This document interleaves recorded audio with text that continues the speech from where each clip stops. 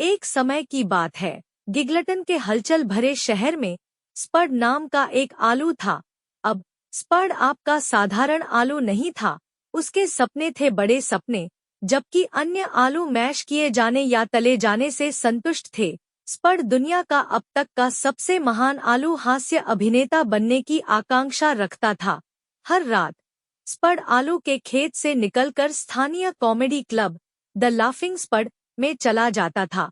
वहां वह आश्चर्यचकित होकर देखता था जब अनुभवी हास्य कलाकार अपने चुटकुलों और हरकतों से घर को तहस-नहस कर देते थे। उनके नक्शेकदम पर चलने के लिए दृढ़ संकल्पित होकर स्पड ने अपने चुटकुले स्वयं गढ़ने शुरू कर दिए। वह अपनी टाइमिंग और डिलीवरी को बेहतर बनाने के लिए घंटों दर्पण के सामने अभ्यास करते थे। लेकिन बस एक ही समस्या थी, आलू अपने हास्यबोध के लिए नहीं जाने जाते। निडर होकर स्पड ने शहर की वार्षिक कॉमेडी प्रतियोगिता में भाग लेने का फैसला किया। जैसे ही वह मंच पर आए, दर्शकों की हंसी छूट गई, उनके चुटकुलों पर नहीं, बल्कि एक बात कर रहे आलू को मजाकिया बनने की कोशिश करते हुए देखकर। अरे, आलू सड़क पार क्यों कर गया? स्पड शुरू हुआ। उसकी आवाज नसों से कांप रही थी।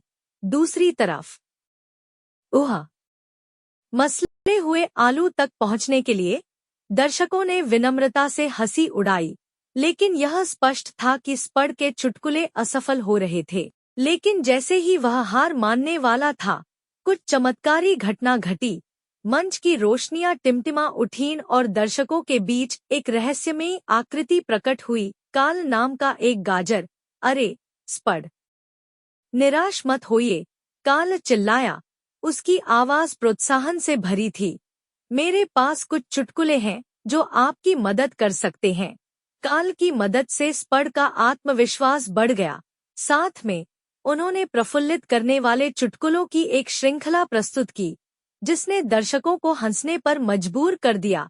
रात के अंत तक स्पड ने प्रतियोगिता जीत ली और वह गिगलटन में रातों रात सनसनी बन गया। उस दिन के बाद से स्पड और काल ने एक अप्रत्याशित कॉमेडी जोड़ी बनाई, जो एक शहर से दूसरे शहर की यात्रा करते थे और जहां भी वे जाते थे हंसी फैलाते थे। उनका अभिनय स्पड एंड कार्ल